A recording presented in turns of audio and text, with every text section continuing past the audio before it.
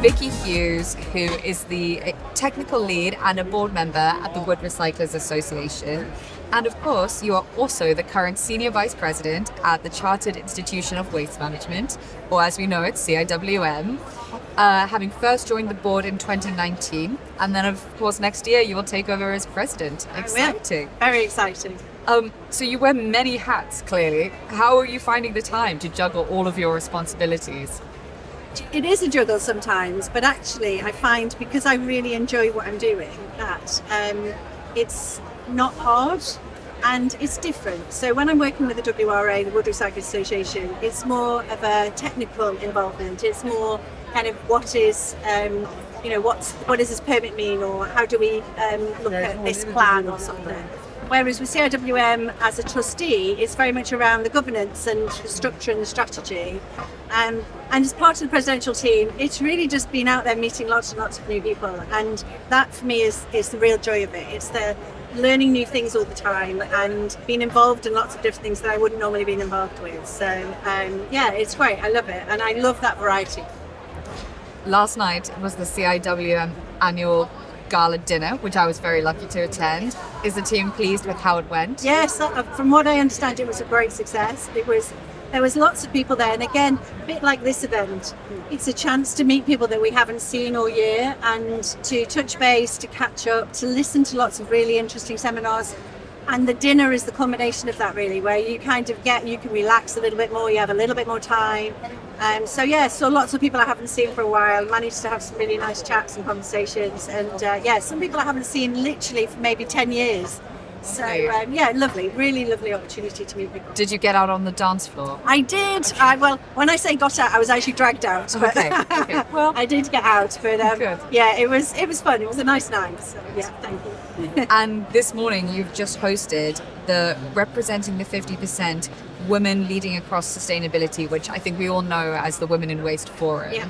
How did it go? Brilliantly, as always. It's my favourite event of the year. Yeah. The audience is always up for conversations. The questions are always really good, and the panel this year were brilliant as well. So it's one of those things that is a real joy to do, because there's lots of different people at different parts of their career, and also there was plenty of men there as well. And I always start the session by saying, whilst this is called Women in Waste or whatever, ultimately, if we don't have everybody in the conversation, if we don't hear about all the issues that we're all facing from the perspective of everybody, then actually we're missing an opportunity to improve, to grow, to develop. One of the audience members asked a question around confidence and how do you make sure you're heard in a meeting? How do you make sure that when your point is the valid one and actually you have the answer to the question, how do you make sure that you're heard? And actually, it was a guy in the audience turned around and said, you stop us and you tell us that actually we're not listening. You call us out for that behaviour so that we can actually improve and change, because we may not notice, we may not realise it. And it was really good. Wow. And the questions are always very probing and also very different. We have lots of different subjects, but principally it's usually around confidence.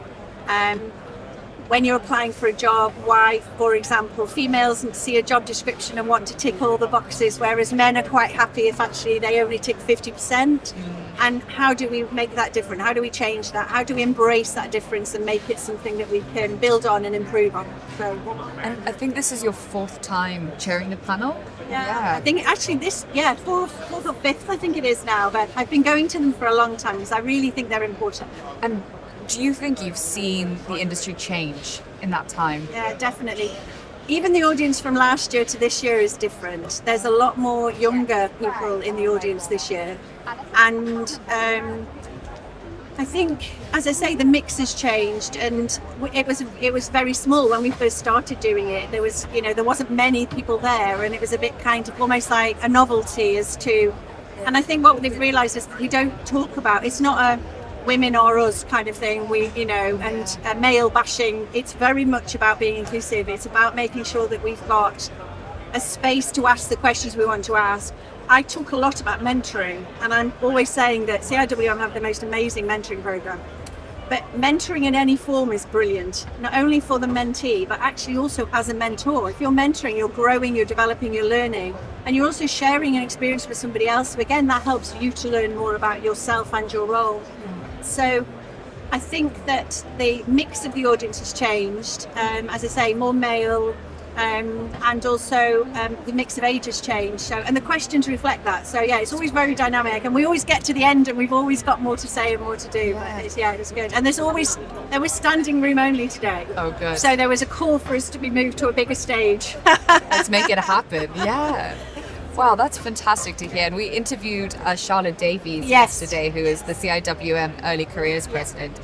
And what a fantastic woman who is just championing young people on early careers. She's amazing, isn't she? Yeah. Every time I hear her speak, she inspires me. She's just so enthusiastic and so knowledgeable.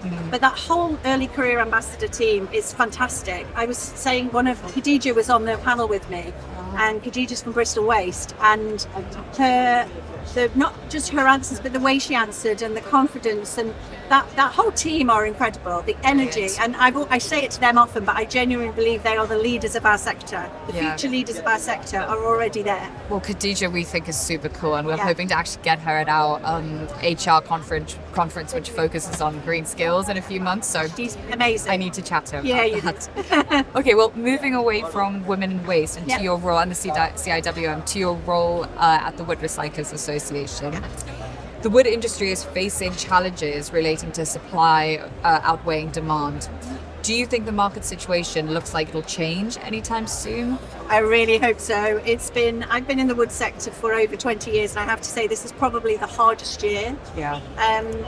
Because of a number of factors, it's almost been a perfect storm. A large biomass plant went down in March. Yes. And then summer is always our peak period for collecting wood, and winter is the peak period for usage. So a lot of the plants, the panel board mills, the biomass plants, actually have scheduled planned outages during the summer. So as a sector, we know that. We can balance it. We understand how to store, to stockpile, to slow down. But with that large plant going off at the beginning of the year, it basically threw everybody's plants out. So, and then some of the shutdowns should have taken 2 weeks, took 4 weeks. And so it's a perfect storm of circumstances. The net result has been that there has been nowhere to move wood to. Right. Because those outlets basically, once they're either closed or on a reduced offtake, the wood has to be stored. The permitting rules around storage of wood are very, very strict, and it's very difficult to get any movement quickly in that market. So even though the Environment Agency put out an RPS, which was to help people to try and improve the storage, it's too big an issue at a time where it's too pressured to actually make that much difference. But I'm hopeful we're now on the other side of it. The plants are all operational. The big plant in Essex opened about 3 weeks ago. All the other shutdowns have been moved through. So we're now coming into peak season for demand. It'll take a while to move through. Pricing got very high because there wasn't the outlets. Actually, if I'm honest, the pricing needs to be higher than it was last year, because wood recycling is not cheap to do. That segregation, that inspection, that quality, that processing, it's not a cheap thing to do. And I think over the years that's been eroded in terms of the value that is added by that process. And I think this year's really demonstrated without that sort of integral part of the process, the whole system fails. So we're expecting wood flows to move through the sector by sort of December, January. And pricing will follow, but I do think that actually there's been a bit of a reset in the market where people have realised just how valuable it is to have a good reprocessor with a good site, good storage, and then to make sure they've got contracted offtake. So hopefully it'll calm down a bit for a while. Yeah. And the WRA has recently, I think just this week, released new guidance on the prevention of fires at waste wood facilities. Was this report prompted by the ongoing situation? So we wrote the fire guidance, which was the first sector-specific guidance that was produced after the introduction of fire prevention plans as a requirement for your permit. So the wood recyclers had their own guidance. Because we'd learnt a lot with wood, and it isn't just one type of wood, there's different sizes, different materials. So we issued a wood-specific guidance, and 4 or 5 years later we're thinking, actually, we've learnt a lot in that time. So when you have a standard rules permit, there are set heights, for example, just one example of stack heights. And over the last 4 or 5 years, people have actually gone to the agencies and the regulators and said, actually, we've got additional measures that help us to build our, if we build our stacks higher, we can still ensure that we comply with the requirements of a fire plan by using these additional measures. So additional heat detection, monitoring, more water, better water suppression, all sorts of things. So what we've really done is moved from what we knew then to what we know now. And the aim of that is to really just to give the regulators and the operators a framework that says, these are things that have been tried, have a think about them. We're always at pains to say every permit is absolutely unique to a site. So just because somebody down the road has got bigger stack sizes or something, doesn't mean that you will, but it does mean you can have a dialogue and say, how do I get this? How do I move it forward? What do I have to do? I've heard about this. Is this something we can consider? So the sector asked us to do it. So I spent some time going through some permits that have been approved. We've also included the Environment Agency. We had their Chief Fire, I forget his title, Safety Officer, I think. He's Peter Buckley, and he reviewed it for us. We had meetings where we've talked through what he wanted to see and how we needed to make sure it was compatible with the messaging that they wanted to put out. And the end result is they're very happy to have supported it. So Great. Yeah, it's a real benefit to the members. Just as a talking point, it doesn't give you a here's the answer, but it definitely means you've got some more opportunities to discuss and to push things. Like I say, the key thing is getting as much storage on our site safely as we can. So yeah. And that guidance can be found on the Let's Recycle website or the WRA website for anyone who is looking for it.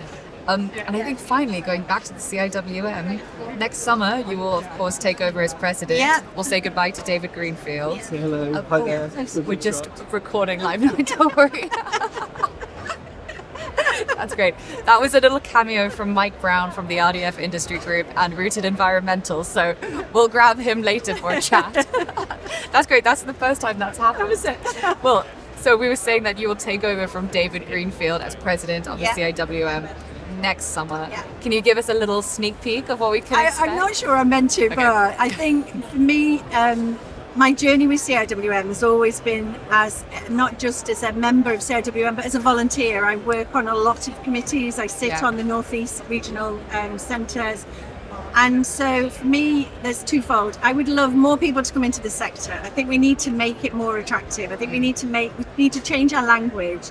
We need to make it so people think about this sector, not just for the jobs that we automatically think around environmental or even, drivers, but actually accountants and marketeers and chemists. And so that's one part of it. And I think the other part is to make sure that our members are getting the most value from their membership, that they actually can access all the amazing things that CIWM already has. And sometimes I think we're not, we could maybe highlight them better or focus them more. So I think it's about trying to make sure that for me, and it's early because it isn't done yet, it's about trying to just amplify the industry and the sector.